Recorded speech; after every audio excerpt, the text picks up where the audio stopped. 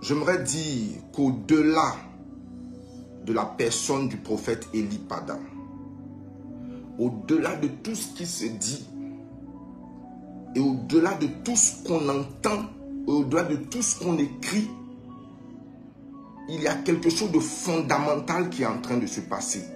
Nous sommes en train de faire le procès des prophéties et du prophétique. C'est-à-dire que des gens sont en train de nous dire comment Dieu doit parler, comment le ministère prophétique doit se comporter. On est en train de faire le procès du prophétique et des prophéties. Et c'est en cela qu'on doit retourner à la parole. Avant même de toucher Élie Pada et de toucher les prophètes, c'est dangereux ce que j'entends. Et malheureusement, ce ne sont pas les païens qui parlent. Malheureusement, ce sont des pasteurs. Ceux qui sont censés être soit des docteurs. J'aimerais nous rappeler certaines vérités essentielles en ce qui concerne la parole de Dieu. Quelle est la place de la prophétie dans la Bible et dans le monde spirituel? La prophétie, c'est la boussole des temps. La prophétie, c'est la boussole des temps et c'est la boussole des peuples.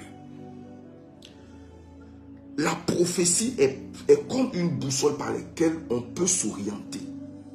La Bible nous dit qu'en Israël, il y avait une tribu qui était totalement dédiée à l'étude des temps.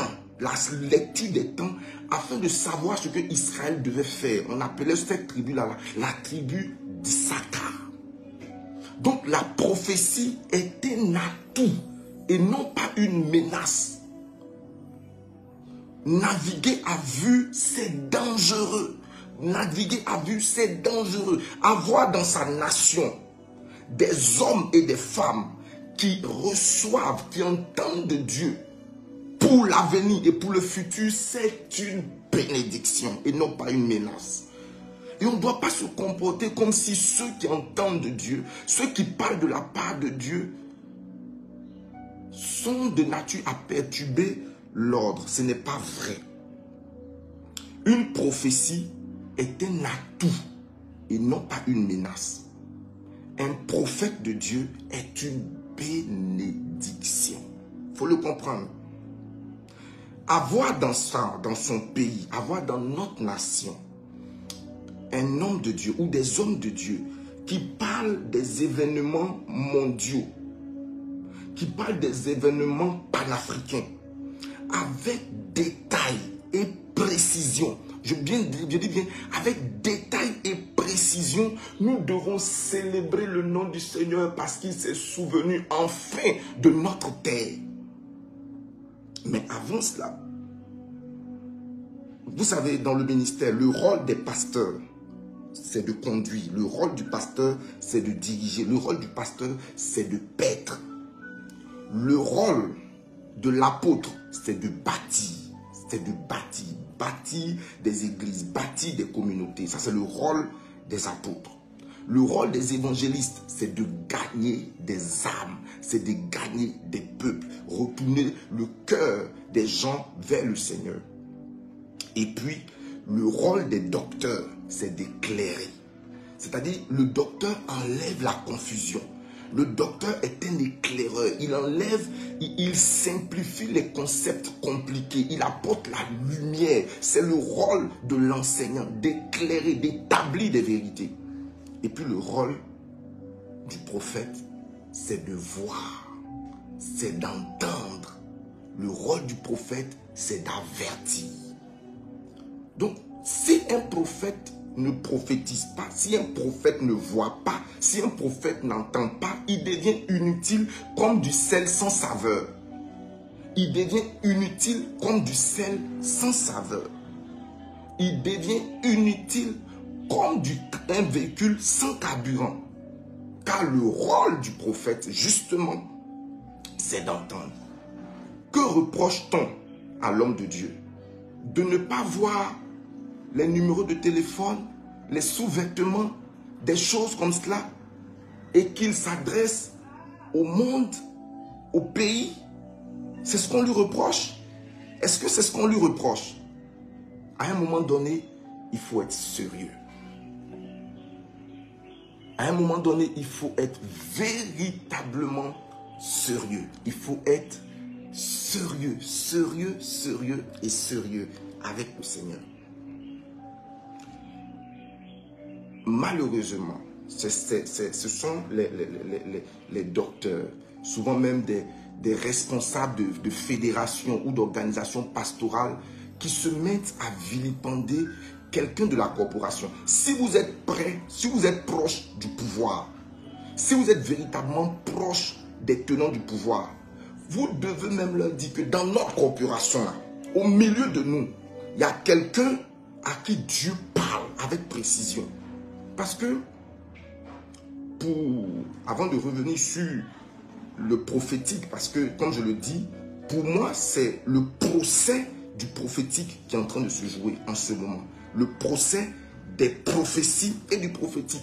J'entends des gens se lever pour dire non, il doit dire les choses avec sagesse, il doit dire des choses avec temps, il doit aller voir le président, il doit aller voir les autorités, il doit négocier comment on appelle ça, un mandat, il doit venir leur parler à eux, comme eux ils sont les responsables, on doit leur parler à eux, ou bien est-ce que tel papa ne voit pas, est-ce que Dieu, est-ce qu'on veut dire, ça veut dire quoi? Ça veut dire donc que non, Dieu, comme Dieu lui parle, Dieu aurait dû parler à ceux qui sont d'abord. Non, Dieu parle à qui il veut, quand il veut.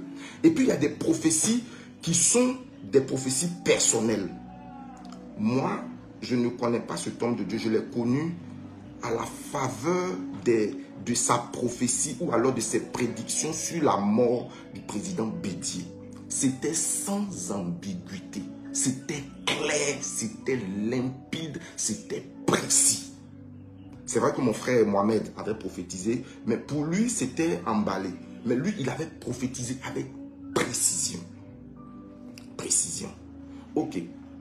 Lorsqu'une prophétie touche un parti politique, ce n'est pas les dirigeants. Il s'agit de tout l'ensemble des gens qui composent ce parti politique. Quand on parle de la nation, il ne s'agit pas des dirigeants, il s'agit de la nation entière. Si quelqu'un prophétise que quelque chose va arriver en Côte d'Ivoire, ça ne veut pas dire que je dois aller m'adresser forcément aux autorités politiques. Parce que ce qui touche la nation ne touche pas seulement que les autorités politiques. Ça nous touche, nous tous. Donc si la personne annonce ça publiquement, c'est dans deux buts, soit de repentance, soit de prière ou d'intercession. Donc quand une prophétie est rendue publique, on a trois réactions. La repentance, la prière, l'intercession. Si c'est un jugement, que le jugement s'éloigne de nous. Si c'est une bénédiction, qu'elle arrive rapidement. Cet homme de Dieu est particulier dans le sens où il a pour lui et derrière lui des prophéties authentiques. Je n'ai pas dit ces suppositions. Des gens qu'on se lève, non, j'ai peut-être dit que non. Des choses avec précision. Avant le début de l'année, longtemps avant, il a dit qu'au début de l'année 2000, en fin d'année, il allait avoir un scandale doctrinal qui allait venir du Vatican. Personne n'a vu ça venir. Aucune prévision n'avait vu ça venir. Il l'a vu. L'histoire qui s'est passée au Gabon, avec le coup d'État et tout ce qui s'est passé, il avait vu l'avant. Je vois un vent souffler, je vois un grand vent souffler. Et tout cela, il a donné des précisions longtemps d'avance. Et ce qu'il a prédit, ce qu'il a vu est arrivé. Quelques jours avant, c'est-à-dire que le premier ministre Guillaume était resté silencieux pendant plus d'1 an. On ne savait même pas où il était. Les gens disaient non, il est en Turquie, il est ici. L'homme de Dieu dit, quelqu'un qui a un enfant du pays, il a donné des images et dans la semaine qui a suivi, Soro est sorti de sa cachette pour dire qu'il rentre sur sa terre. Quelqu'un qui a pour lui de telles prophéties, mais s'il annonce quelque chose, au lieu de le combattre, au lieu de dire, de se mettre, nous en tant qu'enfants de Dieu, commencer à dire non, il doit prophétiser avec sagesse parce que vous sentez vos intérêts menacés. Vous sentez vos petits pains menacés, vos petits postes menacés, vos petits avantages là menacés. Vous ne voulez pas, alors qu'en réalité, vous ne servez pas l'intérêt du corps de Christ. Vous servez vos intérêts mesquins. Vous servez vos intérêts mesquins. Parce que si on est pour les intérêts de la nation, si on est pour les intérêts du pays, on doit considérer, ce n'est pas, la Bible même nous dit de ne pas donner foi à toutes les personnes, mais d'analyser. Moi, par ma analyse, je me dis que si quelqu'un a pour lui l'accomplissement successif de plusieurs prophéties, on ne peut pas reprocher à cet homme-là d'être contre le pouvoir, ou bien il est contre le pouvoir il était contre le pouvoir de comment il s'appelle, Ali Bongo. Était-il contre le pouvoir d'Ali Bongo? Était-il contre l'église catholique? Et on lui reproche, non, pourquoi est-ce qu'il n'est pas allé voir, il y a des prophéties qu'on doit donner d'une certaine façon. C'est faux, ce sont des mensonges parce que il n'étale pas sur la place publique les prophéties qui concernent des individus. Les prophéties qui concernent des individus, il ne les étale pas sur la place. On se souvient récemment qu'il y avait une prophétie concernant notre fille, Roselyne Layo. C'est Roselyne Layo elle-même qui est sortie pour dire que arrêtez de m'embêter, il y a un prophète, il dit il veut me voir, il veut prier pour moi. Le prophète, c'est lorsqu'elle a eu l'accident qu'il a juste mentionné que je voulais la voir, parler avec elle. Il n'a pas divulgué, il n'est pas... Et personnellement, je connais beaucoup de gens. Parce que le prophétique n'est qu'un aspect de son ministère. Le prophétique n'est qu'un aspect de son ministère. Il opère dans les signes, les prodiges et les miracles. Les signes, les prodiges et les miracles. Et pour ceux qui ont vu les vidéos sur sa page, vous allez vous rendre compte que même le 31, là, le 31, il y avait des malades qu'on emmenait des villages pour que l'homme de Dieu prie pour eux. Vous savez pourquoi j'estime que ce qui se passe est dangereux? On ne combat pas les prophéties, on ne combat pas en réalité les anciennes prophéties de l'homme de Dieu. Après 3 mois de retraite, après 3 mois loin de l'autel, lui-même dit qu'il était en retraite spirituelle pour préparer l'année pour lui-même. Et donc, ce 31-là, il devait annoncer des choses. Et l'avant-coureur de ces signes, c'est qu'il a posté une publication avec lui en pleurs. Et avec la nation, le drapeau du pays derrière. Je pense que c'est ce qui a alerté des gens. Donc, ce qu'on veut empêcher, c'est empêcher qu'il puisse dire ce que Dieu lui a dit dans son temps de retraite. Parce que s'il annonce, matin, vous pouvez voir, si quelqu'un peut me sortir cette image de lui où il a publié le 31 avec lui en pleurs, pleurant sur le pays, pleurant sur la Côte d'Ivoire. J'aurais aimé entendre, laisser qu'il dise ce qu'il a dit et qu'on analyse. Qu'on analyse. Il n'a pas une âme, il ne porte pas une âme. Et les moyens que la Côte d'Ivoire a aujourd'hui, les moyens sophistiqués qu'on a dans le pays, on peut traquer n'importe qui. On peut traquer n'importe qui, savoir tes opérations.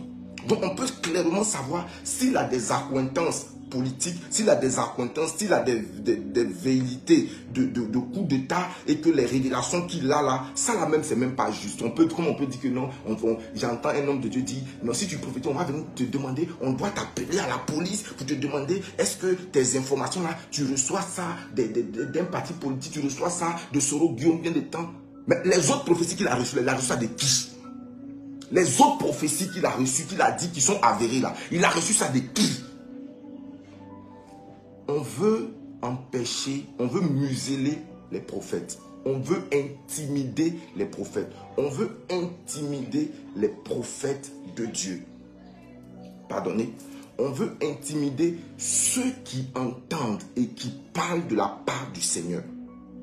Bien-aimé, ce jour-là, le 31, l'homme de Dieu annonçait, était sur le point d'annoncer quelque chose sur le pays. Mais qui n'était pas des prévisions, j'allais dire des analyses politiques. Parce qu'on peut s'asseoir dans son salon et puis regarder, dire que de la manière l'électricité a augmenté, de la manière la canne est en train de vouloir se passer, de la manière telle chose, je pense que, j'imagine que telle chose va arriver. Ça sont des suppositions. Mais lui, il a dit le 31, je viens dire ce que Dieu m'a